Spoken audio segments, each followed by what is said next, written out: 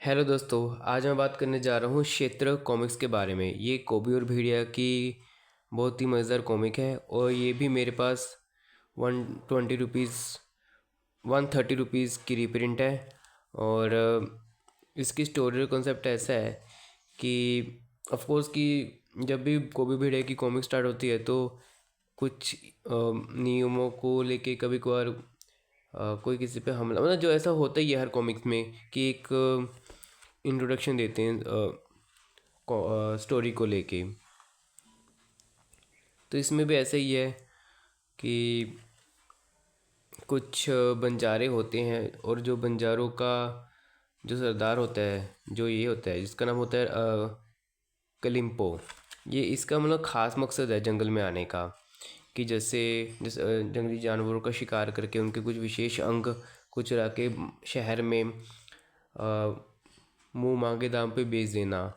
पर इसका जो सबसे बड़ा मकसद है वो ये है कि भेड़िया का जो मतलब क्या है कि जब भेड़िए रात को रुदन करते हैं अमावस की रात को, तो उनके गले में गलट उभरती है। तो मतलब इसका मेन मकसद ये है कि ये भेड़िया के गले में से गलट निकाल ले।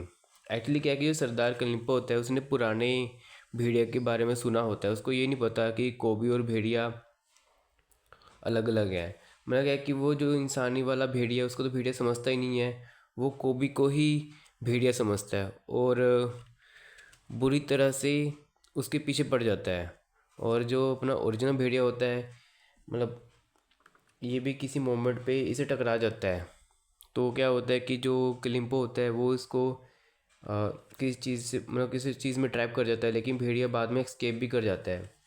तो मतलब क्या है कि पूरी ही कॉमिक में जो कलिम्पो होता है वो कोबी के पीछे हाथ धो के पीछे पड़ जाता है, क्योंकि वो कोबी को ही भेड़िया समझता है। और मार्केट में जो मतलब क्या है कि मतलब जो ओरिजिनल भेड़िया जो उसकी गल्ट है उसकी बहुत डिमांड है कि, तो उसका मकसद यही होता है कि किसी भी तरीके से कोबी के मुंह से जो गले से गल्ट निकाल ले।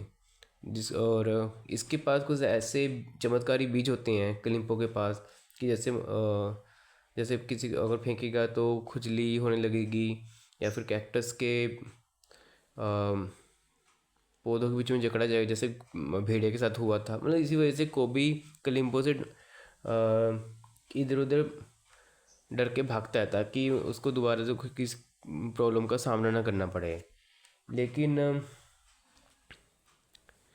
क्या होता है कि भेड़िया को मतलब कोबी को ऐसा लगता है कि वो भेड़िया की गलट के पीछे है, तो वो भेड़िया को समझाने की कोशिश करता है। भेड़िया बोलता है कि वो मेरी नहीं तेरी गलट के पीछे है, क्योंकि जब पहले वो दोनों एक थे तो वो ऑफकोर्स कि भेड़िया के पास ही गलट होती, लेकिन जैसे ही उसका पशु मानव भेड़िया से अलग हुआ तो सारी चीज़ उसके पास चलेगी। लेकिन कोबी पशु बुद्धि है तो भेड़िया को ही बेहोश कर देता है। उसका उसका ये मानना होता है कि भाई भेड़िया को कलिम्पो को सौंप देगा ताकि उसकी जान बच जाए। लेकिन वही बात है कि कलिम्पो तो कोई को सिर्फ कोबी से ही मतलब है कि ऑफ कोर्स की बात हुई है कि गल्ट कोबी के गले में ही है। तो क्या होता है कि कोबी के गले में से गल्ट वो निकाल देता है।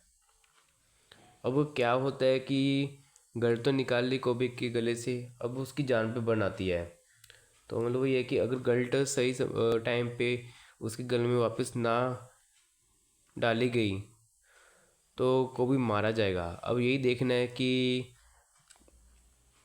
भेड़िया, कोबी, जेन, फूजो इन सब चीज़ों से कैसे डील करता है, कैसे कलिम्पो को सबक सिखाया जाता है। और लास्ट में एक ऑफ कोर्स कि इस करेक्टर को लेके एक अच्छा रिडेम्पशन का आर्क मिलता है। और वो क्या होता है, कैसे मतलब इसका हृदय परिवर्तन होगा लास्ट में, वो सब देखना काफ़ी इंटरेस्टिंग रहेगा। मतलब क्या है कि आप पूरी स्टोरी को अगर आप खुद से पढ़ोगे तो आपको बहुत मज़ा आएगा। और इसमें कॉमेडी एलिमेंट्स बहुत ही कम थे, मतलब ना के बराबर थे। मतलब ये कोबी और भेड़िया की बहुत ही ऐसी कम कॉमिक होती है जिसमें कॉमेडी ना के बराबर हो, और इसमें कॉमेडी वाकई में ना के बराबर थी। एक फुल मतलब ऐसा था कि अपने सर्वाइविंग के ऊपर कहानी थी, मतलब कोबी को सर्वाइव करना है कैसे भी तरीके से। तो हाँ, कहानी बहुत अच्छी है। तो लास्ट में ये कहूँगा कि अगर आप कोबी या भेड़िया के फ़ैन हो तो आपको डेफिनेटली इस कॉमिक को खरीदना चाहिए, अगर ये अभी भी अवेलेबल है तो। अगर नहीं भी हो तो आप अगर अच्छी कॉमिक को एंजॉय करना चाहते हो तब भी इस कॉमिक को बड़े आराम से खरीद सकते हो। फुल पैसा वसूल कॉमिक है। तो ठीक है दोस्तों, आज के वीडियो के लिए सिर्फ इतना ही। मिलता हूँ नेक्स्ट वीडियो में। Till then bye and thank you for watching this video.